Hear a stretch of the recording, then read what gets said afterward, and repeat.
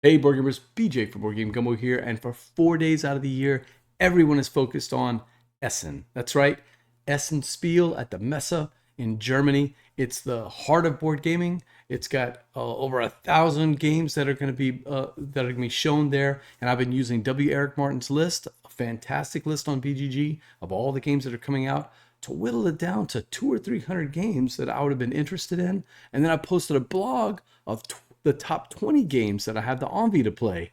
Now I've cut it down even more. These are the top 10 games at Essen that I've got the Envie to bring home if I were going. I've also got some lagniappe, some extra games that I'm kind of curious in, and 2 expansions I think you should check out. But enough blather. Let's get right to the list. The top 10 Essen Envie games.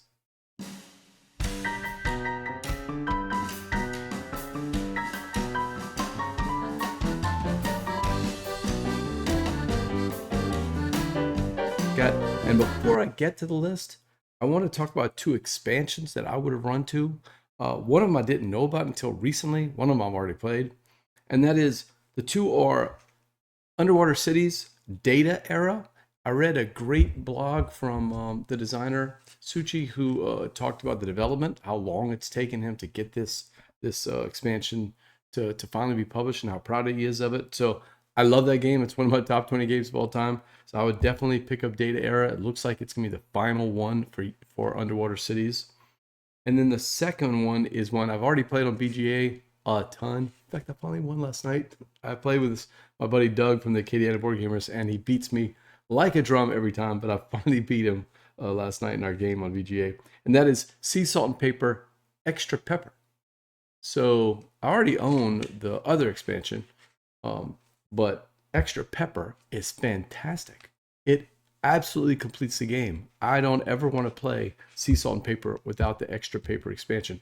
It adds these little cards that come out round by round, and the way it works is some cards you get if you the high point scorer, or they assign them to you if you're the lower point scorer, and it changes the rules of the game. It'll maybe one player has to have at least 10 points before they can declare the end of the round, or maybe octopuses are worth less points. They're just different things. But the way they change it up really kind of balances out that runaway leader thing. And also, sometimes it's a central card, so both players know that it's there and they have to work toward it. It changes up the way that you play the game. So, Sea Salt and Paper. That's 2 expansions that you should check out.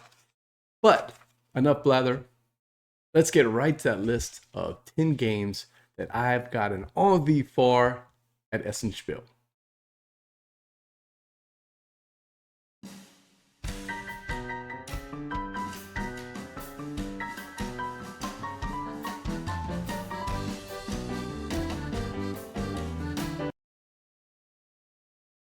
All right, this list is in order, but they could move around. I mean, the problem with ESSEN SPIEL, not a problem, it's a good problem, is that we don't really have a lot of information. There's a picture, you might know the designer and the publisher, might know a little bit about the mechanics. If you're lucky, there's some blogs about it, but you just kind of gotta go and feel. A lot of times I go, with full disclosure here, a lot of times I go just based on, wow, the artwork looks incredible, or for the cover of the game, or I know these designers and the mechanics sound pretty interesting, or oh, I like that kind of game. So that's what I'm looking at. Let's start with number 10. And this is one that's getting a lot of buzz right now. It's pretty high up the rankings. Probably should be higher on my list. But it's called Orloj, the Prague Astronomical Clock. So already I'm liking it because it's got an unusual theme. It's got some kind of historical thing in a city. And I love my city named games or anything that has to do with history.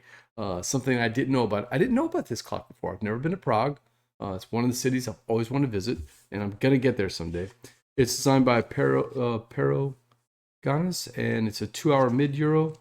It's got this gorgeous looking clock on the front of it. Of course, I had to do some Wikipedia research, and I read a little bit more about it. It looks like it's just one of the European wonders, and so the clock itself is part of the mechanic of the game.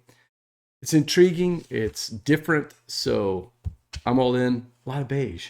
And beige is the rage. So I want to play Orloj, the Prague Astronomical Clock. That's number 10. All right, number 9.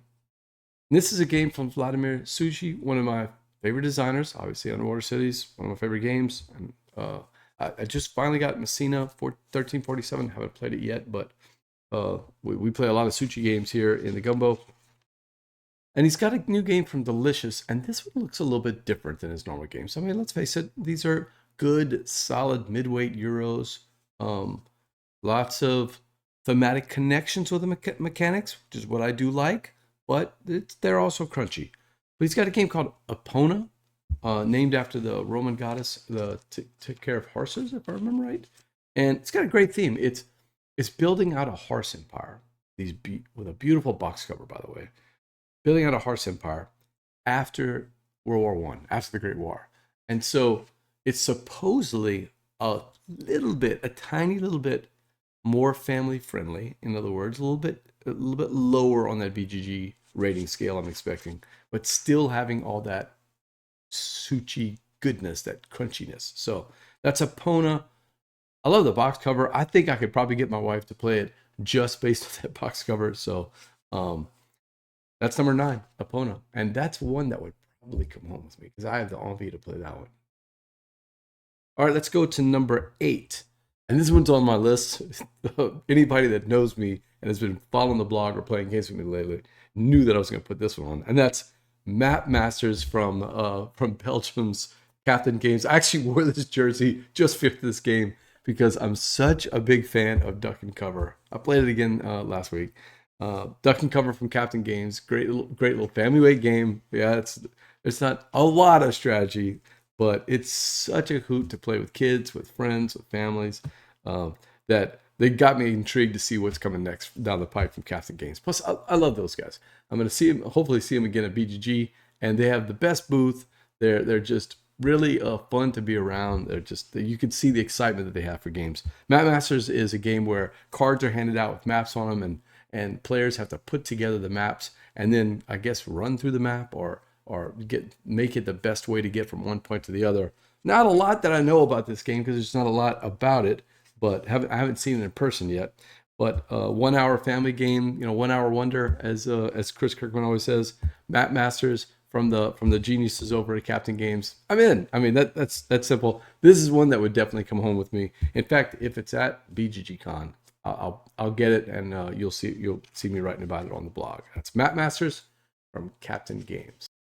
All right, number 7. I told you how shallow I am, and that's this game proves it.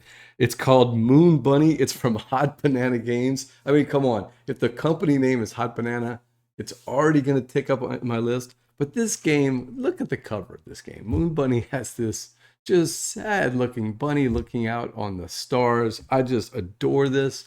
And I'll make an excuse so that I can pretend to be an actual board game reviewer or creator that it's got set collection and it's got these really cool mechanics, and that's really what caught my eye. But to be honest, that cover and just the idea of having a game, at least trying a game called Moon Bunny from Hot Banana Games, I'm a sucker. I'm in.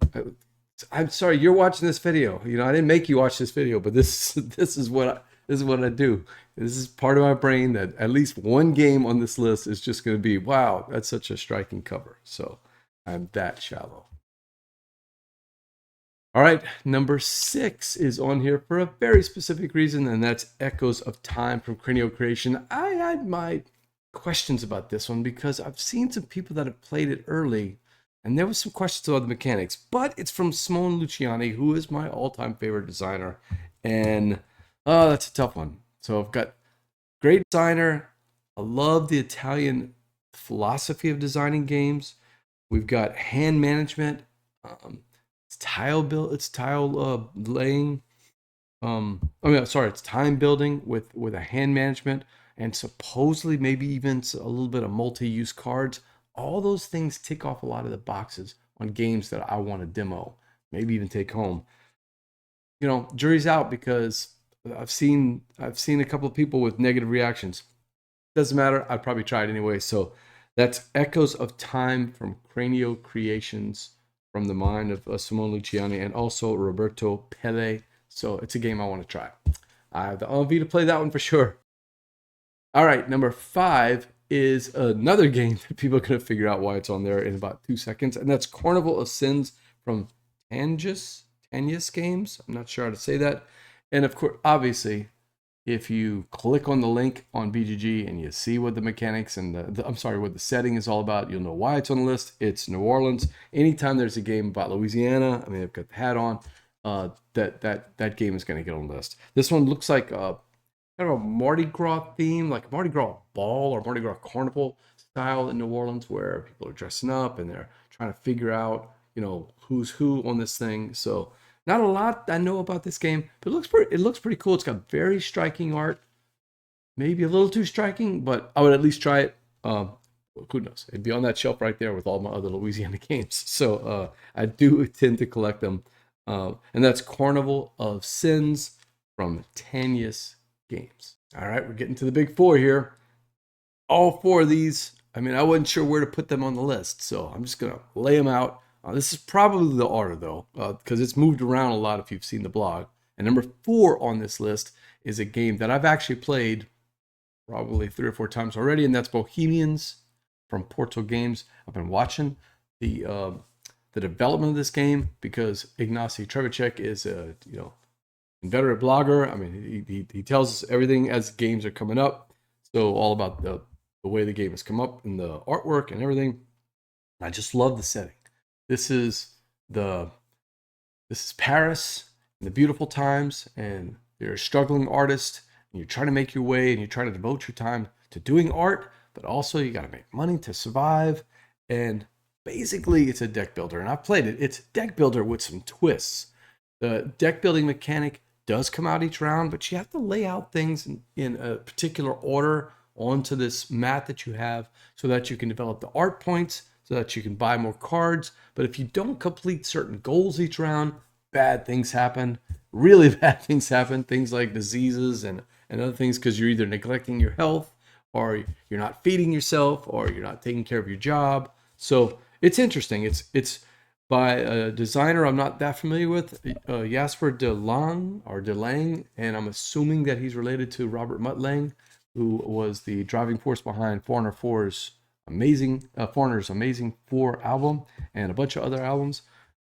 Maybe he's related to him, but that's Bohemians from Portal Games, a deck building game with absolutely gorgeous art.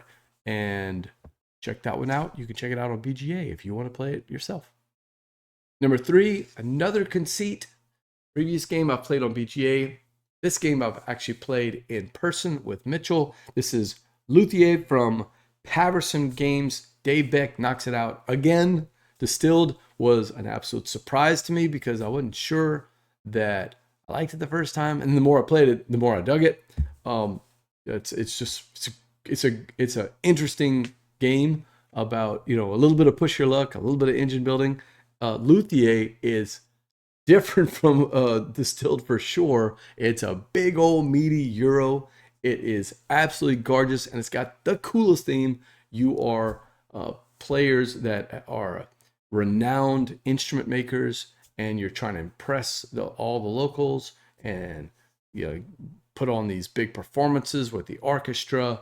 There's a lot of everything in here. This is one of those kitchen sink games. There's a lot going on, a lot of different mechanics, but amazingly, it comes out. They're added in very seamlessly. Look, I've only got one play in it, but by the end of the game, I was totally into it. I really liked it. I wish I owned a copy, but I am glad here in the Gumbo, it's one of those multi-back games. Like there's 2 or 3 editions right here in Acadiana, so I can play this game anytime I want to. Logan is a huge fan of Paverson Games, and so he's got the blinged out copy. So I haven't played that one yet. I've only played the regular retail copy, but Luthier is fantastic, and who knows, I might have picked up one out there. For sure, I'm telling you, because I've got the experience with playing it. It's a fantastic game, and you should try it. So that is Luthier. Number 2, it's no surprise. Cranio Creations hits the list again, and this time with a game that looks just like a spiritual successor to one of my favorite games from a couple of years ago, Rats of Wistar. The theme was fantastic. It was basically Mrs. Frisbee and the Rats and Them, the book come alive in board game form. And this time, instead of being mice, it's ants, but it still has that mechanic where you have the strength of your meeples, and that's what gives you the strength of your action. But instead, the card play was important in Rats of Wistar, but now it looks like the designers Renato Ciervo and Andrea Robeson. I'm butchering these names, I'm sure, but the two designers have really just leaned into the cool card playing part that we remember from Rats of Wistar. So you add even more card play, and you keep that same artistic aesthetic of these, this bright colored pastel ants in a colony, and you still have that meeple strength mechanic that I really dug on that wheel and I can't remember how they do it in ants, but it's supposedly the same kind of thing over from Rats of Wistar. I'm totally in. This is definitely in my top 2 Envie games at Essen, and let's face it, it would come home with me on the plane. So that's Ants, number 2. And finally, number 1, the number 1 game. And this is a tough call between Ants and this particular game. I would back and forth. It doesn't really matter. They're 1A and 1B, and that is Recall from Allion Games and Dr. O being Kristen Osborne. I'm going to butcher that last name, so I'm not even going to try it. He's designed tons of different games that are all over my collection here, games that I've really enjoyed over the years. And if I remember right, worked a lot with Epona. But more importantly, this is the spiritual successor to Revive. Revive should have been in my top games of the year that year. I just didn't play it that year. I didn't play it for a year or so when we got to BGG and someone taught it to me. And I love that game. I have played it 8 or 9 times since then. Blinged out my copy. Revive is fantastic. It's exploration, and it's got that cool flip the tile exploration. So you're not even sure what's on the backside of the tile. It's got engine building. It's got this really thinky, crunchy card play with this double side. Supposedly Recall has more engine building and more exploration. And it's still a 90-minute Euro, which is my favorite category of all time. The awesome 90-minute midweight Euro. So, and of course, it's got the wildest looking cover since Abyss. I mean, this cover is very, it stands out. You put that on a shelf and you're going to see it from a mile away. So, Allion Games Recall, that is the successor to Revive. And I'm all in. I mean, this game would be coming home with me, and I'm definitely going to play it at BGG if it's available. And I'll let you know. I'm hoping the board boys and I will get to play this, because this will be right up our alley. That's number 1. Really 1A and 1B, Recall and Ants, but I'll go with it. Number 1 is Recall, and that's our list of top 10 games. But there's more. I've got a couple of lagniappe games I want to throw out really quick. Lagniappe being a Cajun word for, just a little something extra. So there's 6 games that really should have made this list, and 6 games I would have checked out. I've been kind of keeping an eye out on games that are still being added, and over the last month, since I first did the blog a month ago, some of these may have been added.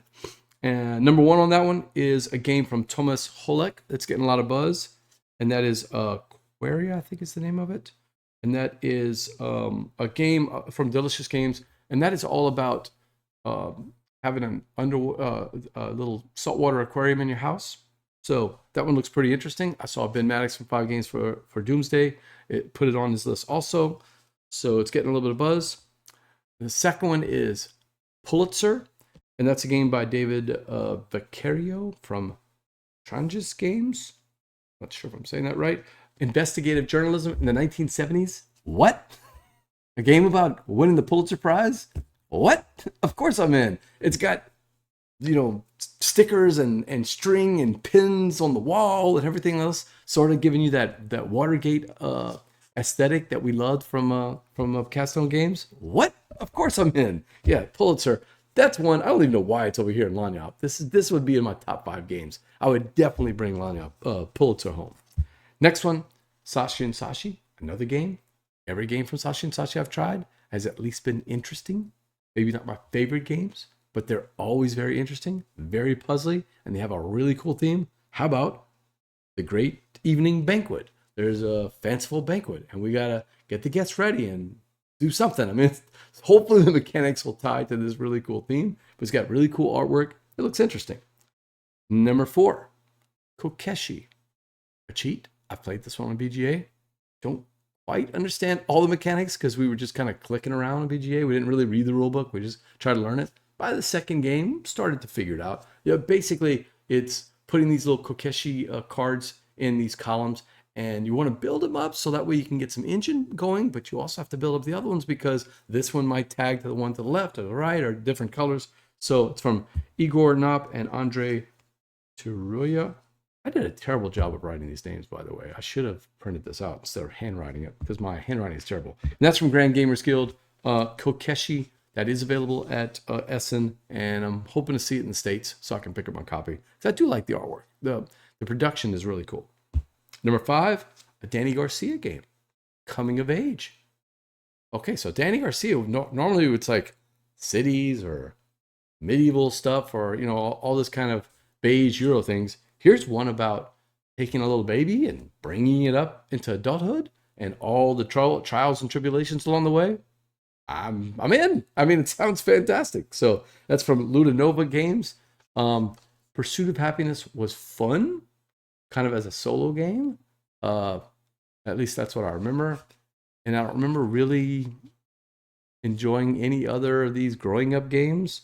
But Coming of Age looks pretty good. And it's got the pedigree. Danny Garcia's designs are solid. So number 6 is a game that probably also should have been in the main list, and that is Emberhear from Mind Clash Games. I like Mind Clash games when I played them. Try Carry On being my favorite, but this one has dragons, and if it's got dragons, I'm gonna put it on a list somewhere because I just love dragon-themed games. I just never find a great one yet. You know, there's except for Wormspan. Wormspan, fantastic game, but Emberhear looks really good. It's from Rob Fisher and Adam Porter, I think, if I can read my handwriting. Emberhear looks fantastic, got great art, and supposedly, you know, Mind Clash games are very, very thick, but supposedly this one's a little thinner. So maybe a little bit more family friendly, although I would never call a Mind Clash game family friendly, but Emberhear looks pretty solid. All right, so that's 10 games. I've got the Envie to play, demo, pick up, and maybe even bring home from ESSEN SPIEL 2025 and to play. Hopefully I'll see some of these at BGG Con. I've played a couple of these, you know, in person or on BGA, but these are games that I would want in my collection.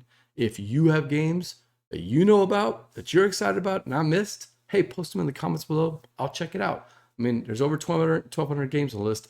I probably skipped over some that are pretty important. So take a look at that. Also threw in some lagniappe for you. If you've got a special game, a little lagniappe, one that like, oh, you missed a cool theme here, put that in the comments. And I'm also interested in expansions.